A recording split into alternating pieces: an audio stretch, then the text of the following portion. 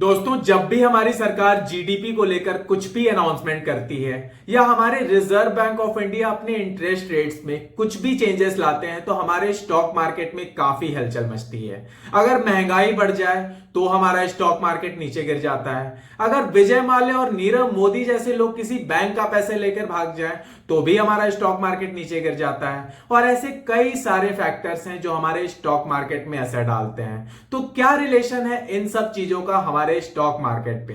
कैसे ये GDP, inflation और इंटरेस्ट रेट जैसी चीजें हमारे स्टॉक मार्केट पर इतना असर डालती है? इन सारे सवालों के जवाब जानेंगे आज की इस वीडियो में। नमस्कार दोस्तों, मैं हूं अभिषेक शर्मा और इसी के साथ वीडियो को शुरू करते हैं।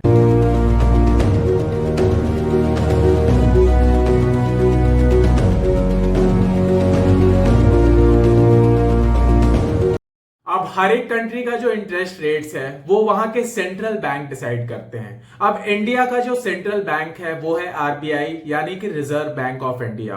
तो जिस रेट पर आरबीआई इंडिया के कमर्शियल बैंक्स और फाइनेंशियल इंस्टीट्यूशंस को लोन देते हैं उसे रेपो रेट कहते हैं। ये रेपो रेट एक बेंचमार्क है जिसके बेसिस पर बैंक्स अपने लेंडिंग रेट्स डिसाइड करते हैं। तो जैसे ये आरबीआई अपने रेपो रेट्स बढ़ाते हैं तो ये कमर्शियल बैंक्स भी अपने लेंडिंग रेट्स बढ़ा देते हैं।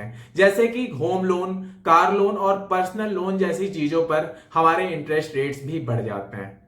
अब बात करें अगर साल 2009 की, तो उस समय पर जो रेपो रेट चल रहा था वो चल रहा था 5% और वही 2012 में बढ़कर हो जाता है 8 से 8.5%। तो अब आपके मन में ये सवाल आ रहा होगा कि इसका असर हमारे स्टॉक मार्केट पर कैसे, क्या रिलेशन है रेपो रेट का स्टॉक मार्केट से? तो अब देखिए, जब भी रेपो रेट बढ़ता है तो सिर्फ हमारे और आपके लिए नहीं बढ़ता, बड़ी बड़ी कंपनीज के लिए भी बढ़ता है। तो जब भी ये रेपो रेट्स बढ़ते हैं तो इन कंपनीज को जो लोन्स होते हैं वो महंगे में पड़ता है और उस पर इन्हें इंटरेस्ट ज्यादा पे करना पड़ता है, जिस पर इनकी जो प्रॉफिट मार्जिन होती है वो कम हो जाती है और इस वजह से स्टॉक मार्केट भी नीचे गिरता है। क्योंकि जब कंपनीज खराब परफॉर्म करेगी तो स्टॉक मार्केट कैसे बढ़ेगा?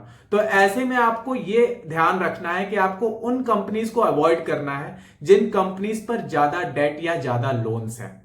अब अगर आज के सिचुएशन को देखा जाए तो इंडिया का जो करंट रेपो रेट चल रहा है वो चल रहा है 6.5%। और अगर आप पिछले एक साल के डेटा को देखें तो पिछले एक साल में गवर्नमेंट ने कंटिन्यूअसली रेपो रेट्स को बढ़ाया है। फरवरी 2022 में रेपो रेट हमारे इंडिया का 4% था और यही एक साल बाद आज इसका रेपो रेट हो गया है 6.5%। यानी कि अभी भी रेपो रेट्स बहुत कम नहीं है और महंगाई पिछले एक साल में बहुत ज्यादा बढ़ा है। अब वो कंपनीज जिन पर डेट्स या लोन्स ज्यादा हैं उन पर इंटरेस्ट एक्सपेंसेस अभी भी ज्यादा हैं। अगर आप 2012 को ही देखें, जिस समय रेपो रेट 8 से 8.5% था, उस समय कंपनीज को अपने रेवेन्यू का 3.7% हिस्सा सिर्फ इंटरेस्ट में ही देना पड़ रहा था, जिससे आप समझ सकते हैं कि उनका प्रॉफिट मार्जिन किस हद तक कम हुआ होगा।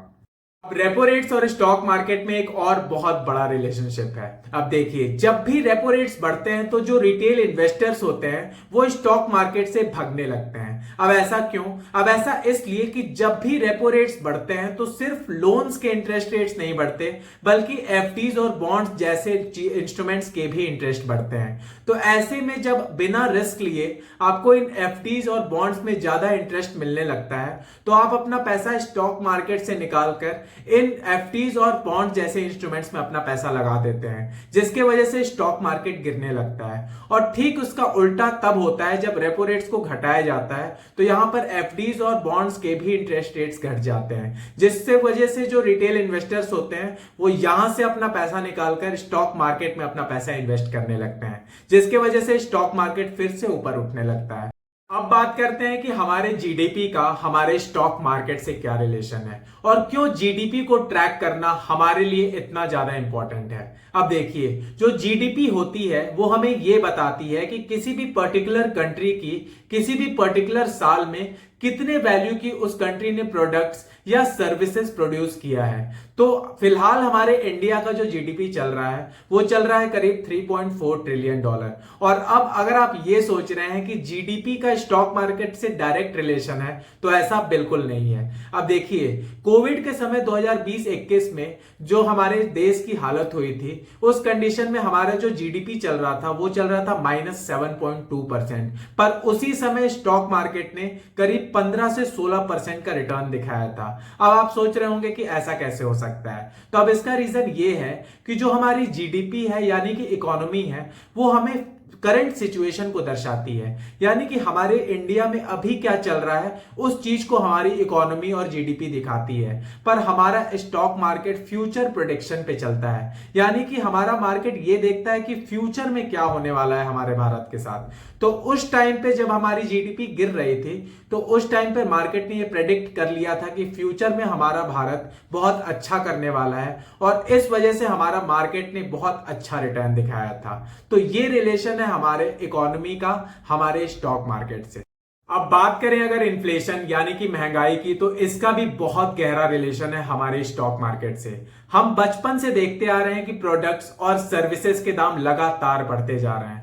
आपको याद होगा कि आपको बचपन में अगर एक समोसे का रेट 1 रुपए पड़ता था, तो आज वही समोसा आपको 10 रुपए का पड़ता है। और ऐसे कई सारे प्रोडक्ट्स के दाम लगातार बढ़ते जा रहे हैं, और इसके वजह से हमारी जो परचेजिंग पावर है वो कम होते जाती है, और हमारी जो कॉस्ट ऑफ लिविंग है वो लगातार बढ़ते जा रही है। अब इस महंगाई को कम करने के लिए हमारी जो आरबीआई यानी कि रिजर्व बैंक ऑफ इंडिया है, वो रेपो रेट्स को बढ़ा देती है।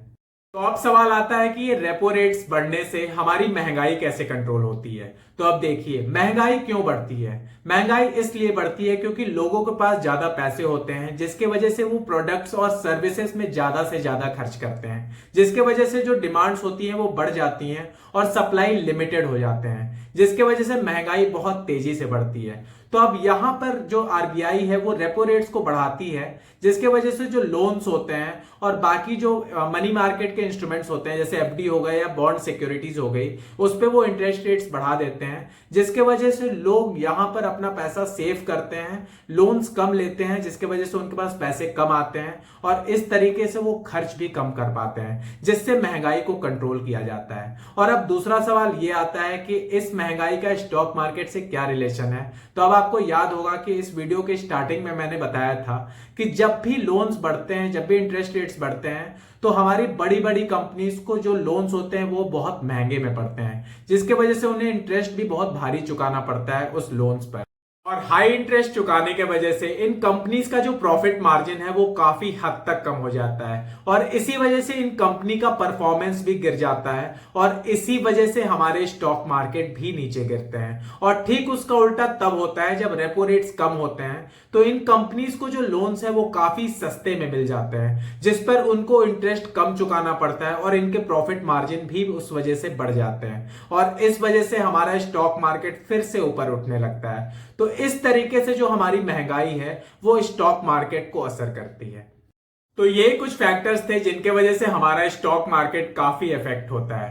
तो दोस्तों, आज की इस वीडियो को यही खत्म करते हैं। मैं उम्मीद करता हूं कि ये वीडियो आपको पसंद आई होगी, और अगर पसंद आई है तो इस वीडियो को एक लाइक कर दें, इस चैनल को सब्सक्राइब करें, और इस वीडियो को अपने फ्रेंड्स और फैमिलीज में ज्यादा से ज्यादा शेयर करें। मिलते हैं अपने नेक्स्ट वीडियो में दोस्तों, तब तक के लिए बाय बाय।